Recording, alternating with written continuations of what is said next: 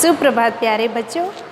जैसा कि previous video में हमने पढ़ा था बहुभाषिकता क्या होती है, यानी कि बहुभाषिकता का अर्थ, परिभाषा तथा उसके क्या लाभ है या क्या विशेषता है, वह हमने प्रीवियस वीडियो में पढ़ा था। आज हम पढ़ेंगे बहुभाषिकता की जो स्थिति है वह कक्ष में किस प्रकार से है, यानी कि कक्ष में बहुभाषिकता की स्थिति कैसी है, यह हम आज के इस वीडियो में पढ़ेंगे। जैसा कि बच्चों आपको पता है बहुभाषिकता होता क्या है। बहुभाषिकता यानी कि एक व्यक्ति, एक समाज या एक देश द्वारा अनेक सी भाषाओं का बोला जाना ही बहुभाषिकता की श्रेणी में आता है ना। उसी प्रकार जब एक राष्ट्र में विभिन्न समुदायों के द्वारा जनसंपर्क में अलग अलग भाषाओं का प्रयोग किया जाता है तो भी उसे हम बहुभाषिकता की श्रेणी में रखते हैं। ठीक है। अब आपको पता है जब हमारे समाज में अलग अलग जन समुदाय में अलग अलग भाषा बोली जाती है तो एक छोटा बच्चा होता है वह अपनी मातृभाषा पहले सीखता है, यानी कि बच्चे के व्यक्तित्व के विकास में उसकी मातृभाषा महत्वपूर्ण होती है। उसका व्यक्तित्व इस आधार पर ही आगे का निर्माण होता है। अब जब बच्चा प्रथम वो अपने मस्तिष्क में मातृभाषा ही सीखता है, यानी कि फर्स्ट जो अधिगम लेगा वह मातृभाषा का लेगा, अतः मातृभाषा को वह चेंज नहीं कर सकता, यानी कि मातृभाषा उसकी सुगम अभिव्यक्ति का एक साधन होती है। वह उसमें सहजता अनुभव करता है ना मातृभाषा, क्योंकि यह मातृभाषा उसके परिवार के लोगों से उसने अनुकरण द्वारा सीखी है, अपने वातावरण के साथ में उसने सीखी है, तो वह सहज ही इसका अभ्यास कर लेता है, यानी सहज ही अनुकरण द्वारा इसको प्राप्त कर लेता है। और जो उसका मस्तिष्क है वह भी तो मातृभाषा में पहले क्रियाशील हुआ ना, इसलिए हम उसमें चेंजेस नहीं कर सकते और हमें इसको बदलना भी नहीं चाहिए। जब बच्चा प्रथम बार विद्यालय आता है तो वह अपने साथ में क्या लाता है? बच्चा प्रथम बार विद्यालय आता है तो वह अपने साथ एक भाषा लाता है, दुनिया को देखने का नज़रिया लाता है, अपने विचार लाता है, अपने समझने की शक्ति लाता है। तो एक शिक्षक का दायित्व होता है कि वह उन चीज़ों का उपयोग करते हुए उस बच्चों के साथ आत्मीयता का संबंध जोड़े, यानी कि बच्चों को अपनापन दे, ताकि वो बच्चा ऐसा महसूस करेगा कि हाँ मैं जो बोल रहा हूँ वो मेरी मैम समझ पा रही है, अतः उसको आत्मीयता से संबंध करना चाहिए, तभी तो वो विद्यालय के इस वातावरण में अपनापन महसूस कर पाएगा और वो वातावरण उसके लिए क्या हो जाएगा? सजीव। वेरी गुड, बहुत अच्छा। तब सजीव वातावरण बनाने के लिए हमें उस बच्चे की जो मातृभाषा है उसको अपनाना चाहिए एक संसाधन के रूप में, है ना। तो आपको क्या करना है? सर्वप्रथम बहुभाषिकता जो होती है कक्ष में उसको बहुभाषिकता को कक्ष में आपको एक संसाधन के रूप में लेना है। कैसे लेना है? एक संसाधन के रूप में, यानी कि बच्चों को मातृभाषा के द्वारा ही आप क्या दोगे उसको? हाँ, मातृभाषा के द्वारा ही उसको मानक भाषा का ज्ञान सिखाओगे।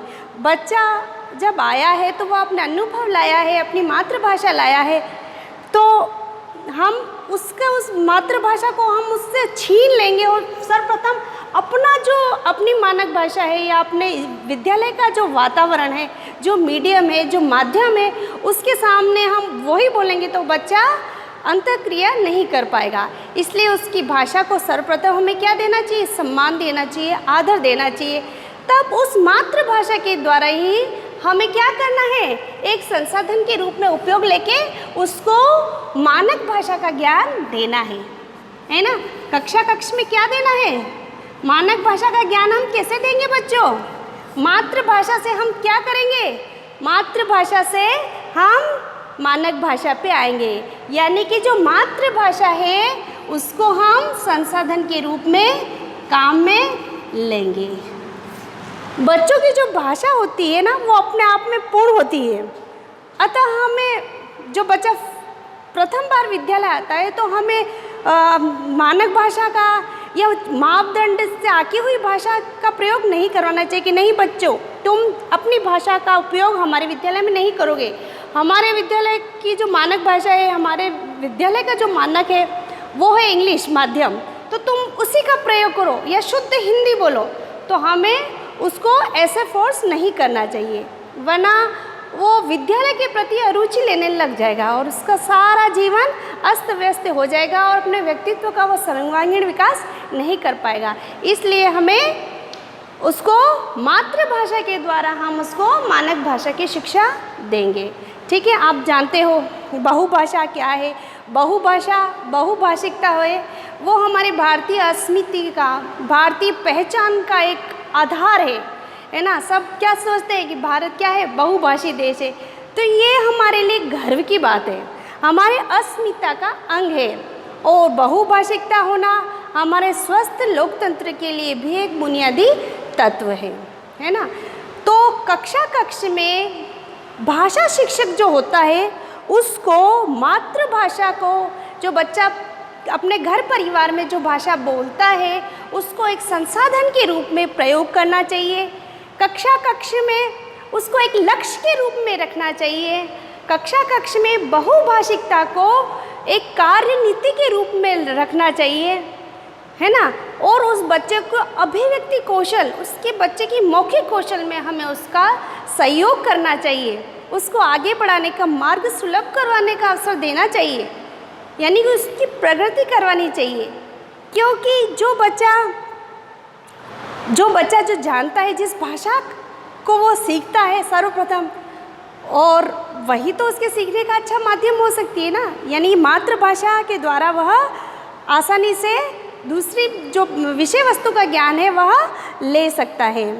तो और एक शिक्षक को भी जिस भाषा में विशेषज्ञता हासिल होती है, यानी कि वो जिस विषय का ज्ञाता होता है, अगर उस भाषा का उसको अच्छा ज्ञान है तो वो उस विषय में अच्छी तरह से पढ़ा सकती है या पढ़ा सकता है।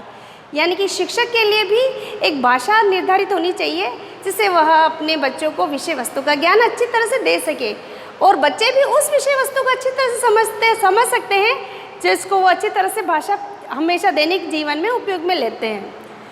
तो प्रथम जो भाषा होती है उसमें शिक्षण विधि बहुत अच्छी होती है और उसके जो दूरगामी परिणाम यानी शैक्षिक उपलब्धि भी होती है, शैक्षिक परिणाम जो निकलते हैं वो बहुत ही लाभदायक होते हैं। इस पे बहुत सारे शोध हो चुके हैं, संज्ञानात्मक और व्यवहारात्मक लाभ के बहुत सारे शोध हुए हैं बहुभाषिकता से संबंध में, जिससे अच्छा ही उपयोग निकला है, यानी इससे लाभ ही हुआ है।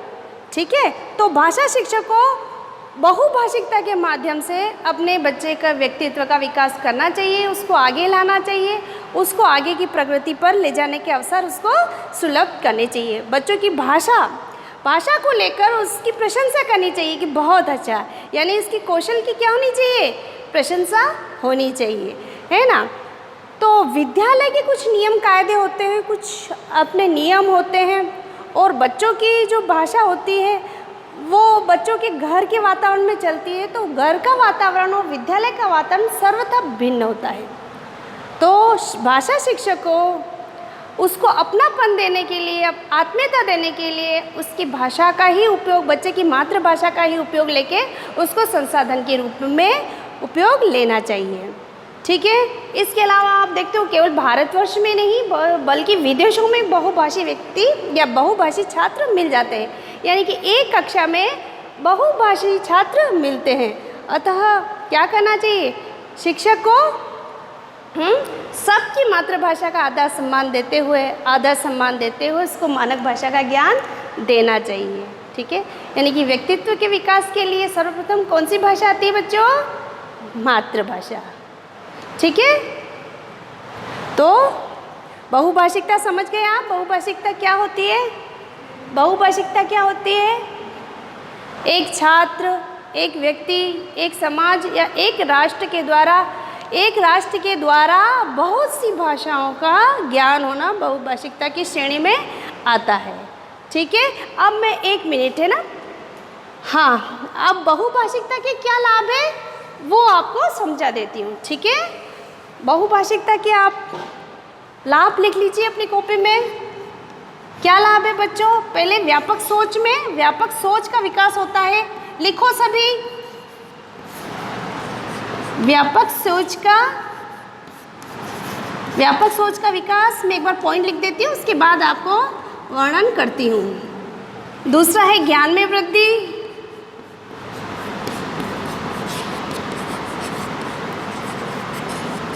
तीसरा है सांस्कृतिक एकता का विकास।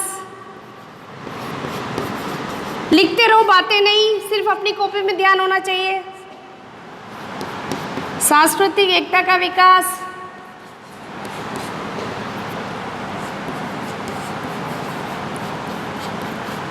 फिर आर्थिक क्षेत्र में विकास।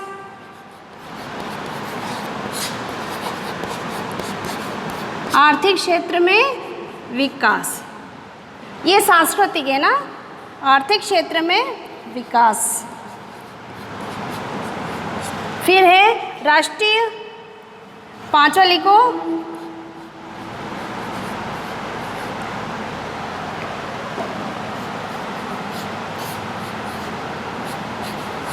राष्ट्रीय एकता का विकास।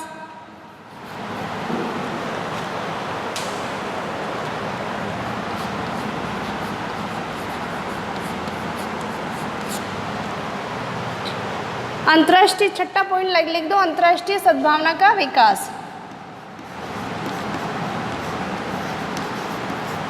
अंतर्राष्ट्रीय सद्भावना का विकास।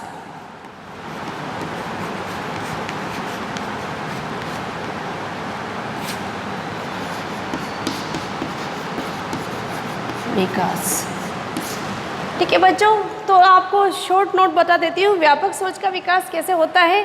कि जब एक बहुभाषी जो बच्चा होता है वो सब तरह की भाषाओं का, यानी कि 2 या 3 भाषाओं का अगर ज्ञान रखता है तो उसका जो सोच का जो दायरा है वो बढ़ जाता है। यानी कि उससे संबंधित वो अनेक चीज़ों को ग्रहण करेगा। जैसे हिंदी सीख रहा है तो हिंदी के संबंध में वो व्याकरण का भी नॉलेज लेगा, इसके नियम क्या है। तो ऐसे करते करते वह क्या करेगा, अपनी सोच का विस्तार करेगा, तभी तो जाके वो विषय वस्तु पे पहुंच जाएगा ना। कि जैसे हिंदी का ज्ञान लेना है तो हिंदी से संबंधित जितने भी तथ्य हैं उनको एकत्रित करेगा। तो इसके कारण क्या हो गया, उसकी सोच क्या हो गई, बढ़ गई, यानी कि सोच क्या हो गई, व्यापक हो गई। दूसरा है ज्ञान में वृद्धि। अगर बच्चा किसी एक से अधिक भाषा को जानता है तो वह उससे संबंधित साहित्य को पढ़ेगा। उससे संबंधित साहित्य को पढ़ने से उसके क्या होगी, ज्ञान में वृद्धि होगी। वह परंपराओं को जानेगा, नियमों को जानेगा, रीति रिवाजों को जानेगा, तो उसके कारण उसके ज्ञान में क्या होगी बच्चों, ज्ञान में वृद्धि होती है। सांस्कृतिक एकता का विकास, जैसे आपने देखा होगा अपने शिल्पग्राम है या अदर बहुत सी जगह हैं जहाँ बहुत सारी संस्कृतियों का मिलन होता है। यानी कि वहाँ की जो संस्कृति होती है, वहाँ कुछ नृत्य होते हैं, वहाँ कुछ गान वान होता है, कुछ सामूहिक आयोजन किया जाता है, जिसके कारण अगर एक व्यक्ति बहुत सारी भाषाओं का ज्ञान है तो वो क्या होगा, सांस्कृतिक एकता का विकास होगा। यानी कि एक दूसरे की संस्कृति के प्रति आदर का भाव विकसित होगा और वह अच्छी तरह से उस संस्कृति को समझ जाएगा और उसमें समायोजन उसका आसानी से हो जाएगा। तो सांस्कृतिक एकता का विकास भी हो गया। अब आर्थिक क्षेत्र में विकास, यानी कि एक बच्चे को एक से अधिक भाषाएं आती है तो उसके लिए रोजगार के अवसर भी बढ़ गए। वह उस क्षेत्र का पता लगा लेता है आसानी से कि वहाँ औद्योगिक धंधे कैसे हैं, वहाँ की अर्थव्यवस्था कैसी है, तो उसके बारे में भी वो आसानी से पता लगा सकता है। ठीक है, ये बहुभाषिकता का महत्व है कि बहुभाषी व्यक्तियों का आर्थिक विकास भी जल्दी से होता है। पांचवा है राष्ट्रीय एकता का विकास, यानी कि विविधता में एकता, है ना। यानी कि बहुत सारी भाषाओं को जानता है वो बच्चा, तो उसमें क्या होगा, एकता का विकास होगा कि हम सब चाहे बोलने में अलग है, खान पान में अलग अलग है, वेशभूषा में अलग अलग है, लेकिन हमारा क्या दायित्व है, हमारे राष्ट्र के प्रति हमारे कुछ जिम्मेदारियां हैं, कर्तव्य है, हमारे कुछ मूल्य है, आदर्श है, उसको हमें यथा वस्तु बनाए रखना है। तो उसके मन में, बहुभाषी बच्चे के मन में क्या होगा, राष्ट्रीय एकता का विकास भी आसानी से हो सकता है। और छठा है अंतर्राष्ट्रीय सद्भावना का विकास, यानी कि वह बहुत सारी भाषाओं को जानता है तो दूसरे विदेशों के भी कल्चर, परंपराओं, आदर्शों, नियमों को वो आसानी से जान सकता है और अंतर्राष्ट्रीय सद्भावना का विकास भी आसानी से हो जाता है। ठीक है, अब हम अगले वीडियो में पढ़ेंगे। तब तक के लिए